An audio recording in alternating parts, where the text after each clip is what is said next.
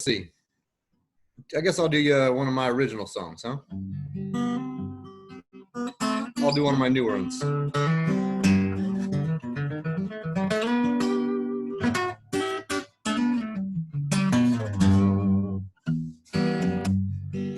You can find this on Spotify and Amazon Music and iTunes and all that other stuff.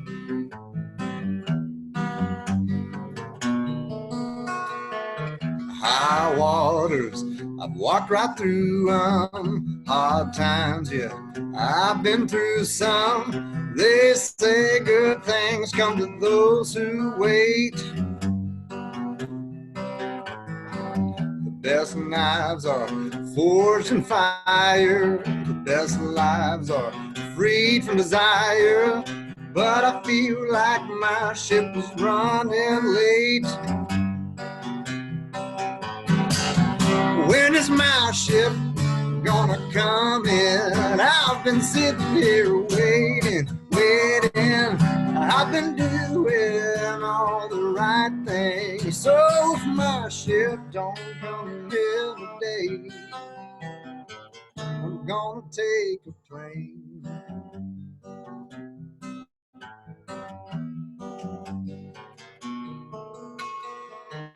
I've been running and gunning, getting by on next to nothing. The same old, driving me insane. I think it's high time I started flying high. No matter what, I'm gonna get mine. Nobody else gonna tell me not today. When is my ship gonna come in? I've been sitting here waiting, waiting. I've been doing all the right things. So if my ship don't come in today, I'm gonna take a plane. Take a plane. Yeah, when is my ship gonna come in? I've been sitting here waiting, waiting. I've been doing all the right things. So if my ship don't come in today, I'm gonna take a plane. Take a plane.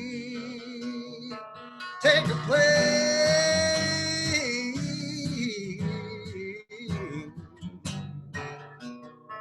Take a plane.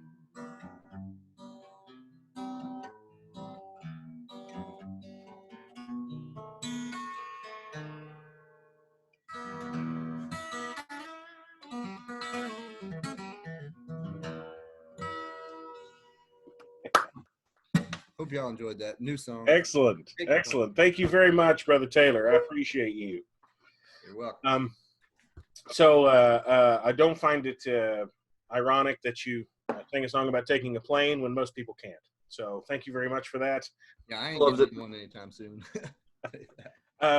So I'll give you a couple of starters here. I'll show you this as well. The reason that I thought of music is because I found this. It's right here.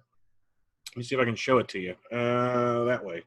So it's very difficult to see, but nice. It's a record found in a record player in the lodge at Joppa 362 in Shreveport, and it is it's from Acacia Records, and it actually has a march on one side, and then on the other side it has a funeral procession.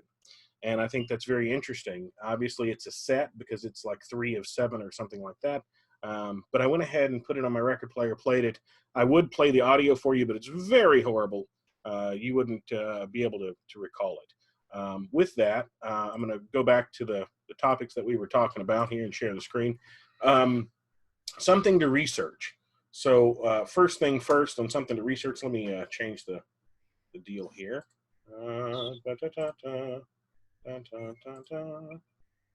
Unpin. Cancel spot. All right. So let's start that way. Can everybody see the screen? Thumbs up? Yeah? Good. Okay. So something to research, something to read, some online resources, something to learn about, and then the discussion from Brother Nate Hicks. So something to research. If you get a chance, what music is missing from the lodge? Now, some lodges, and I know some of the guys on the call right now that I recognize the faces of, they do incorporate music into their lodge. That is not average. I don't want to call it not normal because it's very normal to have in the lodge. But in terms of what music is missing from the lodge, and then what role does music play in the lodge and the degrees? In certain places, we know music was there because most lodges have an organ or a piano or something like that, or even a record player to be able to play that music. But that's something to research on your own, see what music is missing from the lodge, and perhaps what role music does play. Something to read. If you don't know the difference between the Duncan ritual and the Webb ritual, or what the Webb ritual is, or what the hell Troy is talking about right now, good idea to pick up what the Preston Webb ritual is, or even the Preston Webb versus the Duncan ritual. And the reason for that, and let me see if I can do this properly, is because let's see here, share screen, share the whole thing. Yeah, share it. So the reason being is because using music in the lodge, this is a great Masonic Restoration Foundation document from Brother Andrew Hammer, who actually talked about using music in the lodge for the Preston Webb ritual. So if you don't know what the Preston Webb ritual is versus the Duncan ritual, it's not that big. It is different, but it's not that big a difference.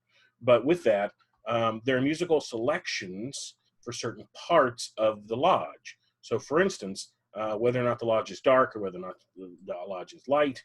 And then, of course, if it's in dark, then if the people process in, they'd be processing in under Jupiter from Holst, which is kind of neat.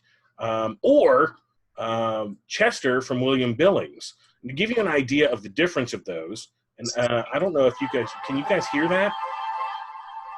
Okay. I can hear it. Yeah. Cool. So everybody knows the planets. Everybody should know the planets from Gustav Holst. If you don't know, you can easily Google that. That's not that big a deal. But to give you an idea of the difference, this is Chester from William Billings.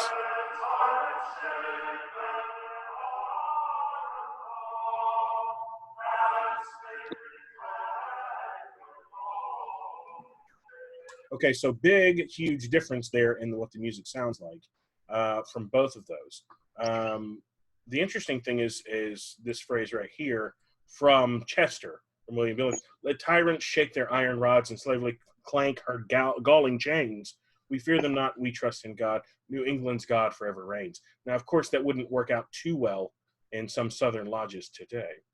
But you can kind of see where things like Purcell's Ciccone in G minor, the Sarasa ensemble, they even give you examples of what that sounds like.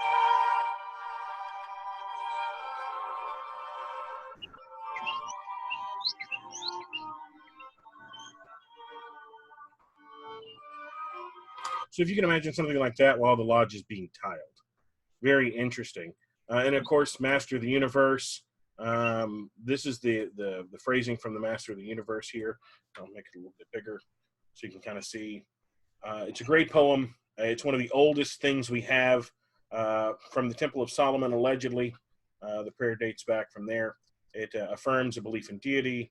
It's non-sectarian, which is kind of weird because you'd think it would be, given that it came from back then.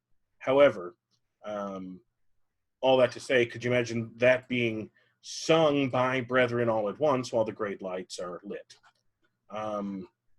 Ballading, they even have a song for ballading, which is kind of interesting, and the lyrics for that. And then the closing charge, right? The chain of union in some lodges. And then a postlude, Handel's Organ Concerto number 13 in F. And we'll, it sounds, you know, this is a,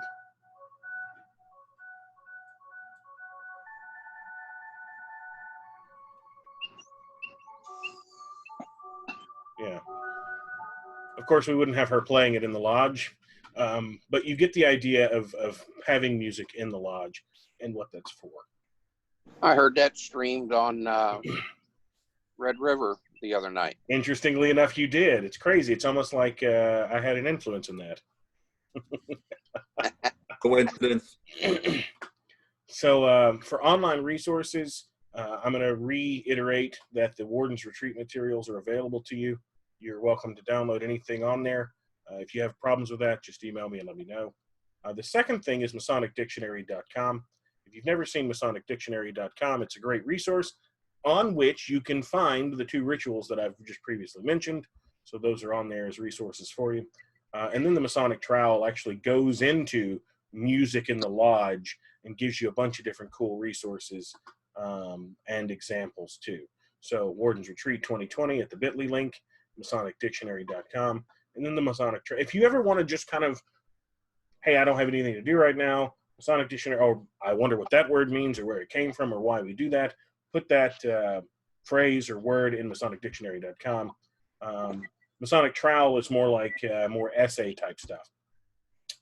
The next thing is something to learn about, music theory. If you don't know about music theory, of course, we talk about it in the degrees, specifically in one in particular, but in music theory, we talk about how things work musically and how the mathematics and science of music works as well. In terms of learning about that, the link, the harmonicon.com is really cool, and I'll show you that. That's this thing right here. So it's actually a project. It was an open source project. So to give you an idea, is you go to harmonicon.com, and it's real time. It's active. So you say make a chord. Well, if you want to make a chord, then you tell it you want like a C, an E, and a G, right? And then you click enter, right? And it not only plots it on the musical scale for you, on the staff, pardon me, not the scale. It plots it on the staff for you, but it also shows you where they are, and then it shows you the organization of those chords.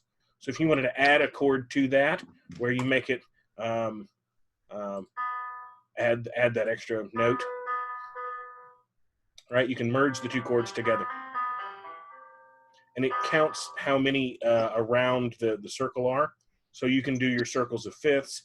The other cool thing is if you wanted to explore and say, I want to see a major chord there, great. You can explore and say, I want to see a major 7th, which I just showed you. If you wanted to do a diminished 7th. I have no idea what you're talking about. No, it's okay. That play around with this. That's what I'm really talking about. Go to the harmonicon.com and click explore, and you've heard of different things in a pentatonic scale, for instance. 5-tone scale. Now you see why they call it pentatonic. How does this work for those of us that are tone deaf? What's that? No, I'm just kidding. So if you're tone deaf, it's visual. It's visual. It's exactly right. So you can see why they call it a pentatonic scale, starting with C. Now you can do all kinds of cool stuff on this thing. You can loop it. You can clear off the stuff. But again, exploring and doing a chromatic scale. Simon says, Glenn, just hit the button, the like buttons, you know? Right? Yeah, I guess so. I'll get my daughter to help me. She was the opera singer, so she'll help me. Well, and here's the interesting part about the modes. So there's a Solarian mode, a Mercurian mode, a Venusian mode, a Lunarian mode, a Martesian mode, Jovian mode, and a Saturnian mode. So if you get an idea of what they're trying to do here, it's the planets, of course. And you do a solar mode. Oh, okay. Yeah. But then you do like another mode, for instance, Lunarian. Oh, we know that shape too. Yeah. All I have to say is that there's a bunch of stuff in the music a spectrum of why it is the way it is, why the way it looks the way it looks. And the cool thing I like about it is that it puts it on the staff. So you can actually see what notes those are and what chords those make. And again, just exploring, diminished fifths and sevenths and major and minor and dominants and all that other fun stuff that you've ever heard about, you can actually see, which is really nice. And again, the circle of fifths, a great example. That's what they call the circle of fifths. So you go the first note, then 5 notes from that, then from there to the 5th note around that, and you get the idea of how it works in an octave or an octave 8-note series. So the harmonicon.com is something to learn about. With that, I'm going to open it up. Let me see if I can find it here. Nate Hicks, where are you, buddy? There you are. Gotcha. I'm going to turn it over to Nate Hicks to talk a little bit about music in the lodge and how that works for everybody. Everybody see Nate? Or are they seeing my screen still? I see the Golden Gate Bridge now. You got it? There. Everybody see me? Yeah. Cool. Okay. Well, Freemasonry and music date back centuries. There have been many, and I thought I'd keep this at a very surface level. As many know, Mozart himself was a Mason and is believed to have composed some music that goes along with some of the rituals that we enjoy. And I thought I would take this opportunity to discuss music and sort of what, and music theory and the definition of music. Let's go. So Merriam-Webster defines music as the science or art of ordering tones or sounds in succession and combination and in temporal relationships to produce a composition having a unity and continuity, or a vocal, instrumental, or mechanical sound having rhythm, melody, or harmoniochoral music. Henry Wordsworth Longfellow defined music as the universal language of mankind. Plato said that music gives soul to the universe, wings to the mind, and flight to the imagination, and life to everything. And Nietzsche himself said that without music, life would be a mistake. And I began thinking about music and how it relates to our life as Masons and where we see it. And as Brother Jones pointed out, many of the Masonic lodges have music that go along with our ritual. And the music either accentuates the ritual or is in many ways part of the ritual. And that got me thinking about how ritual and music are themselves intertwined, and how many of us are here now trying to replicate a ritual that we've been doing for years, but can no longer do due to current circumstances. And so I'd open up the floor for just a moment to ask for how some of you would define music in your life.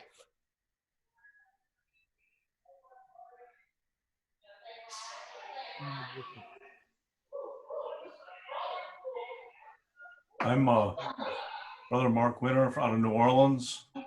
I belong to a choir that sings classical music. I'm also part of a synagogue choir. I also sing with Christian churches in the area. So I get immersed in all this stuff pretty deeply. And something that I've been curious about is there's different keys and so on that are associated with moods. And the people who compose music, they pick the keys that they choose to compose in to portray a certain mood. And when you talk about Mozart and other classical musicians, as they're trying to tell a story, especially something called the Romantic period, like Beethoven and Mozart and so on, they would change their keys throughout their movements and pieces to convey and kind of put some nuance into the story that they're trying to tell with it. You're getting the record. And that's perfect. That's absolutely right. all the music has its keys and it has its places, right? I mean, obviously, you wouldn't play a burial march at a wedding, nor would you play the Star Spangled Banner You might. in the middle of a church ceremony. Fair enough. And music has a ritualistic place at in our lives, and that got me the brother's comment about how certain music does certain things and belongs in certain places, and how music attaches to ritual, got me thinking also about our current predicament as human beings. And how has your rituals and my rituals changed since the inception of the COVID-19 restrictions? Right? I see some brethren making some pretty good jokes. Undertaker theme song. That's right. And certainly we may appreciate music now more toward the theoretical than ever. I mean, for me, this conversation and conversations like this, where I get to have contact with human beings that normally I have regular face-to-face contact, I would equate to music. I would equate to being the music for this ritual for all of us. And I think this moment gives us good pause to recognize, especially for many of us, we can get caught in the ease of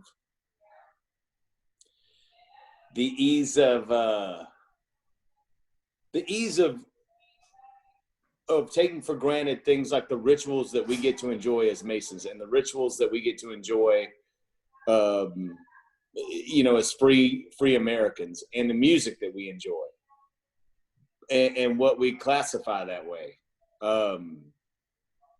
And so I would again open it up and ask the rest of you, what's your magic flute? What are you doing to get by these days? How are you using ritual?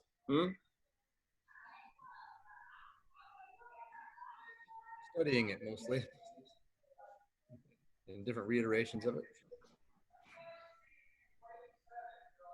When and how? I'm pretty much used this because my life is so busy before I would not have time to learn piano and guitar. So I said, now that problem's been solved. I'm spending a lot of time trying to actually learn how to play the piano and guitar. I feel like I got cotton batting for brains most of the time, but I'm going to persist through it. Neither of our cards are working. Brother Taylor, how did you describe music in the comments there? Well, I look at music as number and time. It really is number and ratio. I mean, chords are made out of numbers, relative to the tonic. Like a chord is made out of a major chord made out of a 1, a 3, and a 5. Ba ba ba. Right. A dominant 7th chord is made out of a 1, a 3, a 5, and a flatted 7th. Ba ba ba ba. Right. 1, 2, 3, or 1, 3, 5, flat 7th. So you have you see these numbers working together in their relative scale. So I mean, I'm talking about numbers in the diatonic major scale there, where let's say you took, instead of 1, 3, 5, you got 1, 3, 5. Let's say you flat the 3rd, 1, 3, 5. Now you've got a minor chord, real sad sounding. So it's interesting. I think that music reveals to us something about the nature of reality and about the nature of God. And I think Pythagoras and Boethius were both onto that, in that music is a sort of symbol in motion, but it's ineffable. It's invisible, right? Music is kind of, it's like magic in a way. What is magic? I mean, you could say that magic is invisible forces working on physical things, right? And that's exactly what music is. Music is something that you can't see, but it's extremely powerful, and it's just numbers working in time to produce a serious effect in our emotions and our thoughts, and it's incredible.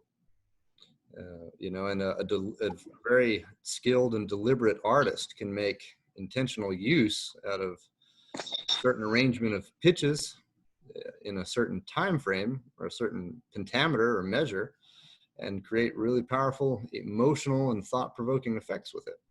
And there's been a lot of Masonic composers that have done this deliberately. Mozart was mentioned, but you've also got Brother Matthew Cook, who both composed and arranged all the music for the Scottish Rite degrees in Albert Pike's day. And that is, his manuscript is super handy because all the page numbers add up, line up completely with the magnum opus and the final Pike degrees. So it's really fun to go through those and see what music was intended for those degrees. And if you step outside of Masonry and you look at other esoteric orders within the Western mystery tradition, such as the Aesthetic Rose-Croix, which was Josephine Péladan's Rosicrucian order in Paris, France in the Victorian era, he had a really brilliant composer that was a member of his order, which any of you who are interested in that kind of music, classical music of that era, like, might be familiar with him. His name is Eric Satie, who wrote all the famous gymnodies that we love so much. And he was a member of the Aesthetic Rose-Croix, and he wrote all of the music that was used for their rituals, and they were all extremely deliberate. He encoded basically esoteric messages in them. And I've heard rumored that he was a Mason, but I don't know if that's true or not.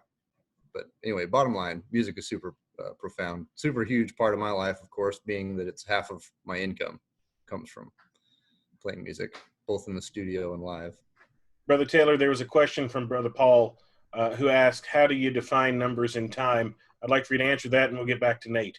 So I'm going to have to pick up my guitar to answer that, right? So like I said earlier, so let's say an octave is for the most part really composed of 12 notes. We call it 8, octave. It means 8 notes, but that's only 8 notes out of the chromatic scale, right? So like here you got, really you've got 12 from E to the higher E. You got this chromatic.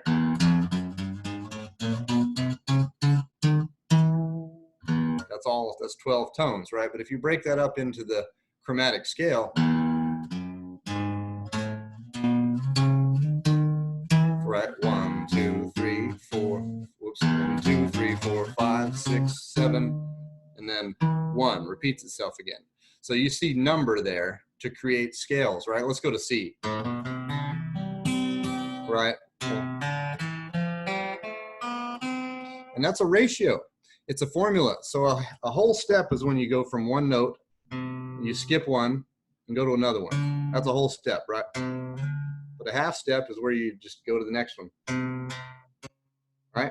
So the diatonic scale is a formula consisting of whole, whole, half, whole, whole, whole, half. And that gives you.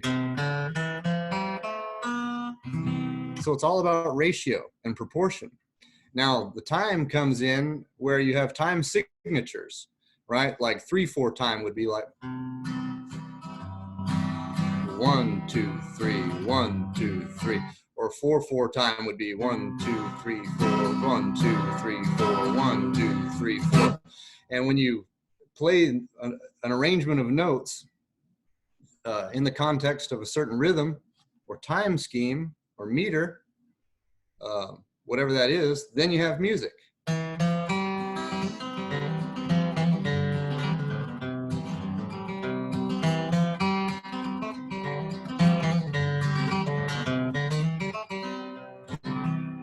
Right? I mean, the timing in conjunction with the melody is what makes music. Well, Brother Taylor, pull some of those notes back. Can you take any of those notes back you just played? No. So they're permanently there. Yeah. Thank you very much, Brother Taylor. Back to you, Brother Hicks. Well, and that what Brother Taylor just said there truly relates to, you know, what it is that we do in Freemasonry with the music that is, you know, our interaction and how we interact with one another, in the sense that I take this outside. My family's a little loud. We, through the company and harmony that we share with one another, and that in the music, it is a science, and in particular degrees, in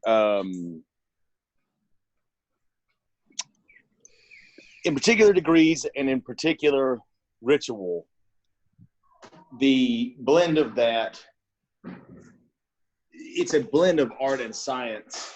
And so much of what we do as Masons is a blend of art and science, in the sense that,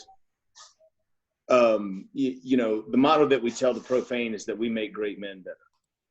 And we do that through exposure. And it's like the brother was just saying, you can convey so much through music and through ritual, and how it expands. And so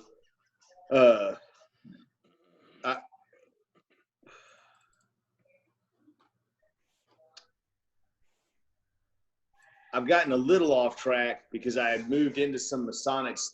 When I originally thought about this, had moved into some Masonic ritual, but you know, as I think about it, I think that perhaps the vaguer discussion of just music in general may be a better format. And how it relates Masonically is, you can see the precision of some of the things that we discuss and some of the things that we talk about in degrees and in lodge in music, and how those things influence us as human beings subtly. I mean, for instance, you hear the right song at the right time, and maybe, you know, you feel a certain way. And the same thing happens with Masonry. You're in the right place, the right time, the guy says the right thing, and you come to the right epiphany. And so, well, let's hear thoughts from someone else. Anyone else on music and ritual?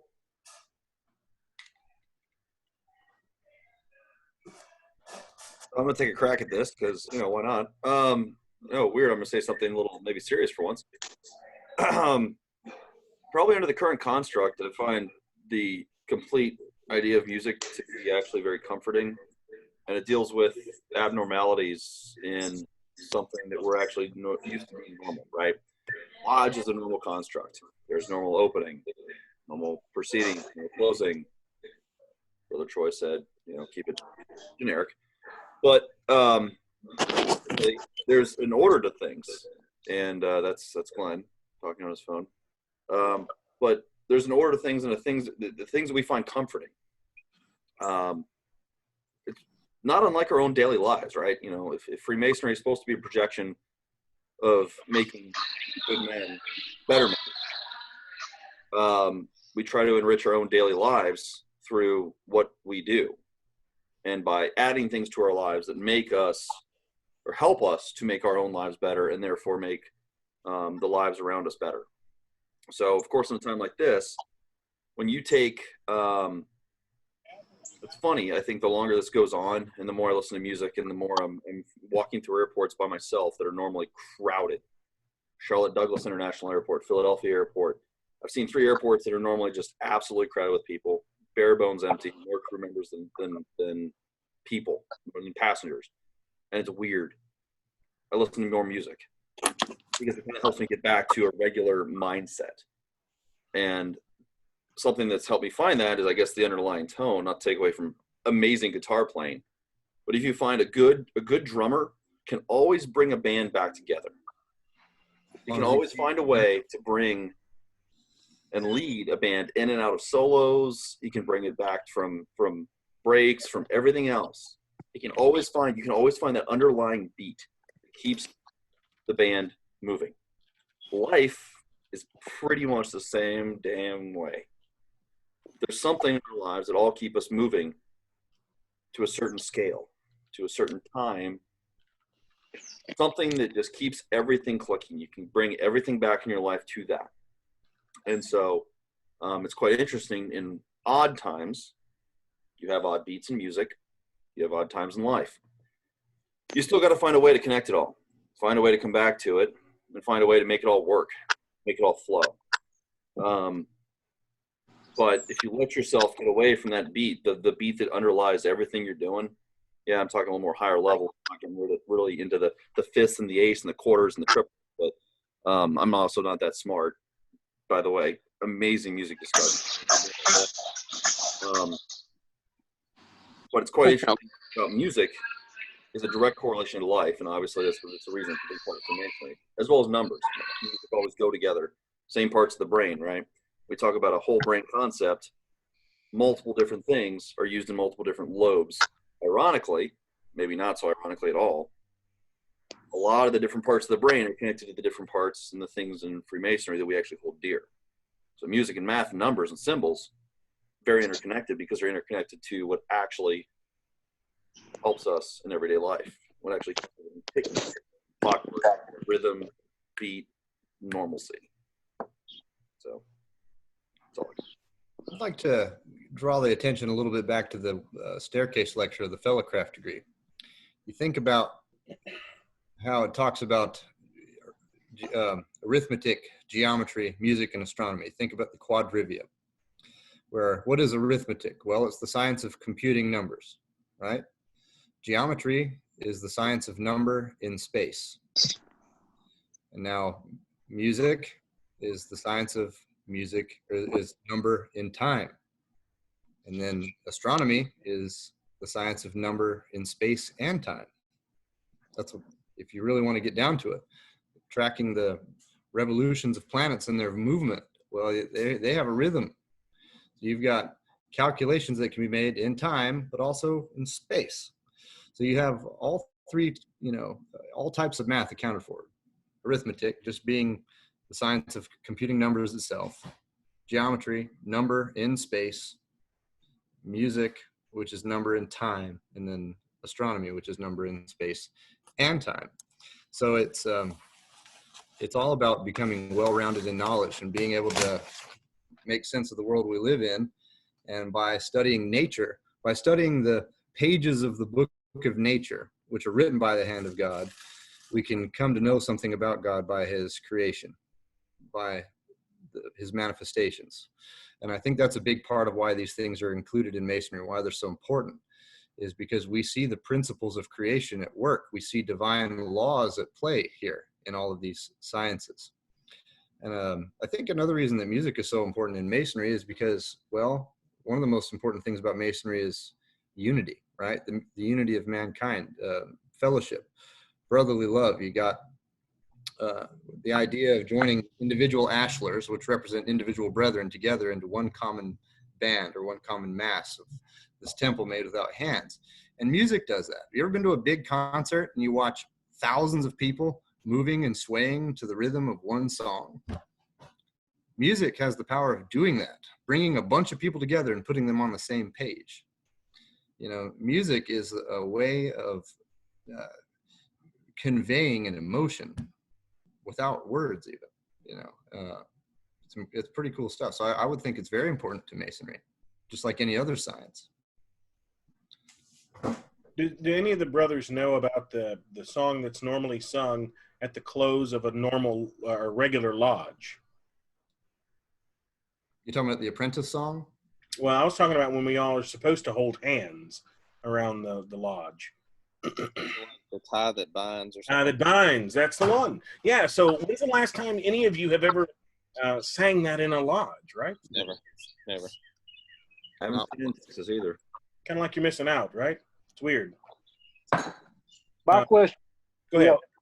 through all this right here, my question is, and listen to everybody talk, if music is so interwoven with Masonry, why did it disappear? And why do we not still do it today if it's so intertwined? All right, so I'll grab that one quick. We're lazy, and it's for the benefit of time. My words exactly. Yeah, so it's because everybody, this is why right here, it's time. We don't have time for education. We don't have time for music. Music does take time. As Brother Taylor aptly put it, it is math and science in space and time all at once. And unfortunately, time was of the essence and a premium back when we were trying to get 300 guys through the degrees in a month. And so we would cut down everything we could and cut out all the dainty pieces of the course of the meal, and it became fast food. That make sense? Yeah. It does. Same reason the closing hymns cut out of Catholic Mass. You know, it's usually like, all right, cool, we're done. Bye. Because people are like, Heading for the door. They're not cut out in our church. That's right. That's right. You know, Well, we were talking about the question about music in your life, or your life and music. You know, I was very singular in the music I listened to for a long time. Really, I only listened to two kinds of music, country and Western. But my oldest daughter in school in Texas got involved with choir and madrigal. She was state madrigal. And so that's when I started listening to some of this different music. And when she was doing her undergraduate and graduate work, and she got her master's in opera, and I saw her perform in several operas. The one of them that really struck me was, and I know people were joking about it, was the Magic Flute, which has a lot of Masonic symbolism in it. And, you know, it was Mozart that wrote the Magic Flute. And you have Zoroaster in the beginning, who's the, Master of the Sun, I think he's called. He's like the Grand Master. You go through and, you know, when I first saw it, I wasn't a Mason and I didn't catch a lot of this stuff, but then I saw it again as a Mason and I started picking out the Masonic overtones. There's a lot in it. And so it really got me interested in classical and opera. And that's pretty much all I listen to nowadays. Well, kind of piggybacking off of what Brother Glenn was saying, I also think that listening to a well-rounded, or a lot of different genres of music makes us well-rounded and more tolerant of other people. You know, we speak of tolerance, but if we stay closed-minded to what we listen to, then we don't get those emotions from other genres of music that we were just discussing. And if you engulf yourself in all types of music, then you get a little taste of other people's lives, and you become more tolerant all the way around.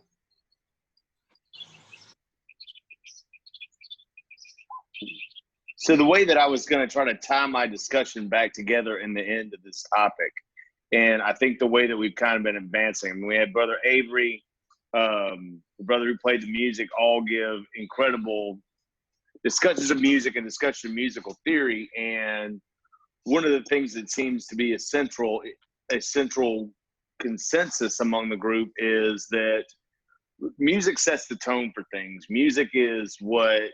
That's a music joke. Right. It sets the tone for things.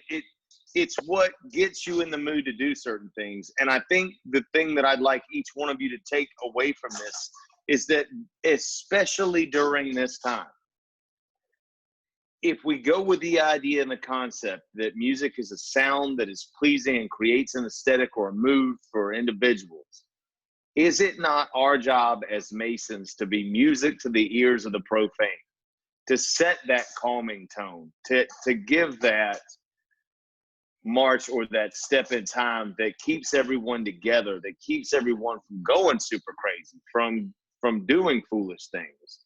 And I would ask that each of you ask yourself, as we move through the next week into the next topic, am I doing that? Are the words coming out of my mouth received like music to the ears of the people that hear them?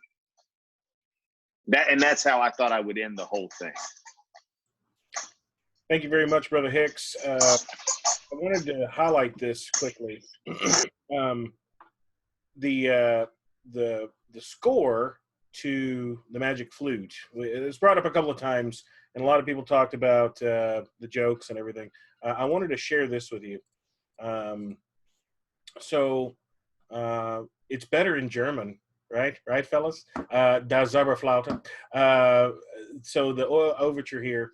What I wanted you to notice is if you look at this, and if you remember the opening to the Magic Flute in Adagio, it's one note, bum, then two notes, bum, bum, and you can see that here. One note, and then two notes, and then bum, bum, bum, the third note, and it's 1, 2, and 3. Interestingly enough, though, if you look at the score of the Magic Flute, everybody plays the first note, everybody plays the second two notes, and then everybody plays the third two notes, but the only one that continues on is the first violin part.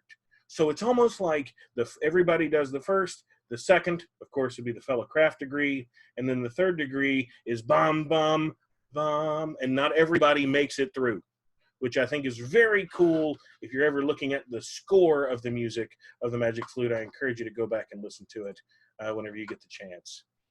I'm going to open it up the rest of the floor for about 9 minutes or so for discussion. Anybody want to weigh in or just kind of have an open discussion now? It doesn't have to be limited to music. I want to thank everybody for coming. Actually, before we do the open discussion, I want to show you. I want to show you something else. I had it up and then I crossed it out. Stand by. What she said. Yeah. You know what I mean. All right. I'm going to share this.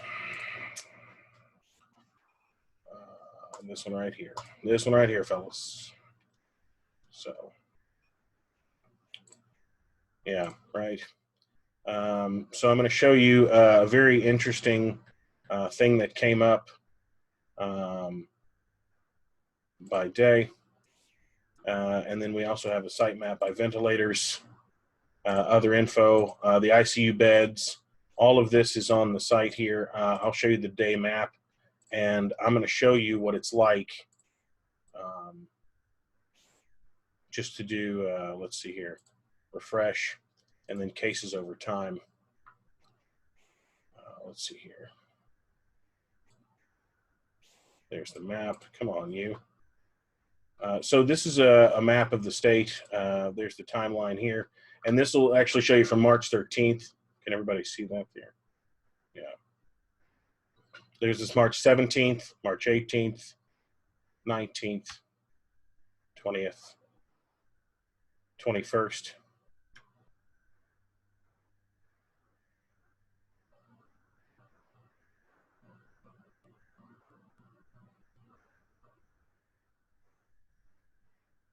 It's March 28th, March 29th. There's April 1st. And today. I'll show you the state map with the numbers at the top. Right here. This is what we have going on in our state. So before we open up a general discussion, I don't want to close on a bad note. I'd rather close on a happy note. But right before we go to the open discussion, I'd like to take a moment of prayer. Please join me.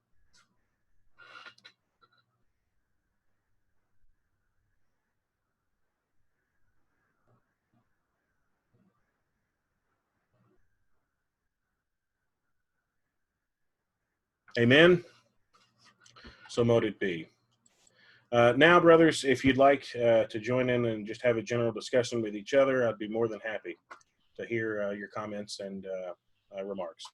I want to piggyback on what Brother Hicks was saying earlier about, and what I took that as was, can y'all hear me first of all? This thing on? As far as living as a Mason in your daily lives, it's hard to do now, but even then, in reality, there's still social media and things like that that represent what type of person you are, and that's something I have I won't say taken the charge, but definitely feel like I should live and act as a Mason in my daily life.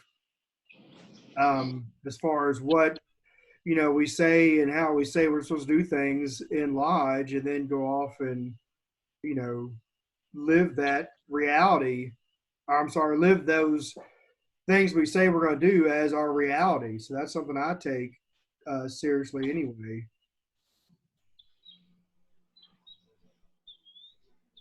That's all I have to say about that.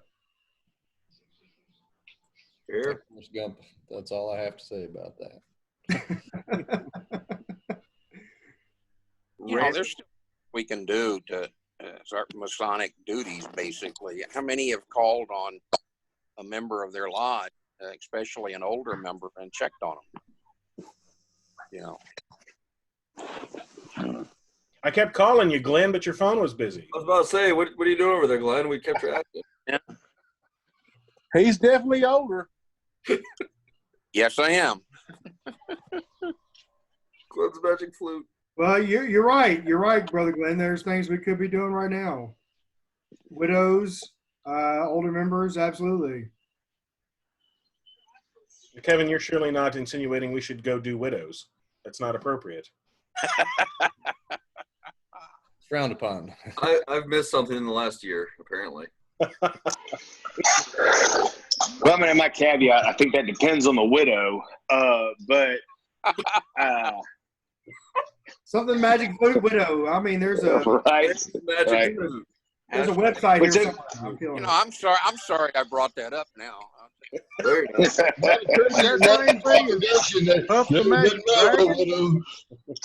Hey, I do got a fun story. It's not related to music, but it is related very intimately to Freemasonry.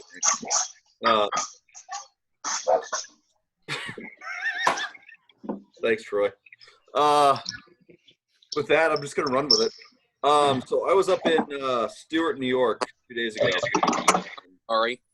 Apparently, still essential personnel, not something I really want to be anymore, but doing the airline thing. Got in very late at night from a day of flying, and had a nice older gentleman pick us up in the airport.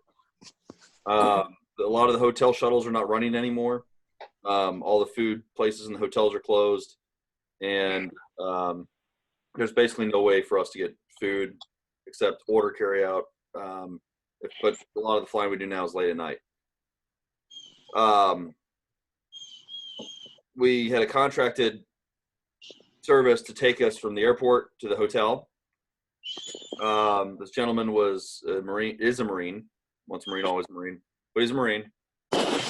He's also a Freemason up in New York, and he had a pin on his hat, and just in the very little tiny corner of the pin, I could see the symbol. And so we're emptying our bags out of the back, and I just asked him, "Are you a traveling man?" He said, "Yeah, I would, whatever." It's kind of the witty banter you kind of make up to say, do we have something in common? And very quickly it was like, yeah, we do. And a very weird time in a very weird place, all of a sudden it was like, hey, you meet someone, we have a connection. He's still driving because obviously he needs the money. And so I'd asked, we unloaded our bags, crew, we were starting to go to our rooms and stuff the next day. I was like, hey, are you taking us to the airport tomorrow? Answer was yes. Cool. Can you pick us up early? We'll stop by a grocery store so we can get food and actually have food for the rest of the trip. And but then obviously, hey, fair wages, right? So it was nice to be able to give him gainful employment, him provide us with food. It was just a very nice kind of experience where I don't think anyone else really would have, in this day and age, kind of been like, yeah, sure, I'll take a random fare and take you to the grocery store before the airport and stuff like that. So you never know where you're going to run into people. Just because times are weird doesn't mean it doesn't change the fundamental premise of recognizing one brother from another and being able to help someone in return who's helping you. And it was a really nice thing. And I never would have known the difference if it wasn't for all of this. So I definitely encourage the brethren to try and catch someone doing something good. I woke up this morning and looking through the Facebook feed and listening to the governor and the mayor and the president and then the president again, and then reading all the social media stuff. You can get really bogged down and have a lot of negative thoughts. I encourage you to try and find the good and the pleasant in some of this quarantine, or as they call on the social media, quarantine, CORNTEEN. So we're right at 7 o'clock. I don't want to belabor this. Troy? Yes, go ahead. Troy, this is Steve Pence. First of all, I'd like to thank you for facilitating this second meeting, and thank the brethren for joining. I hope it continues to grow. I hope people use this in their own districts and in their own lodges to keep the bonds of fellowship and friendship alive. This is a difficult time, but thank you for what you're doing. My pleasure, most worshipful sir. Amen to that. Yes, indeed. Just a reminder that, again, these sessions are not tiled in any means, but we also are going to do this again next Friday. We were going to do it every other Friday like a normal launch meeting. This will be next Friday at 6 o'clock. We will have this same format. If you have an idea, or if you want to bring something on, or if you want to... Who's bringing the pizza? This ain't no eating meeting, Scott. If you have an idea, shoot it over to me by all means. I'm just kind of moderating this thing anyway. Thank you very much. And you're doing a mighty fine job of that. Thank you. Thank you very much. Lastly, again, stay safe, stay healthy. You guys all know the rules of the craft. You know the work that we are called to do. Everyone should take due notice thereof and govern themselves accordingly. With that, brethren, I will see you next week, if not sooner. Peace out. Take care. Be safe.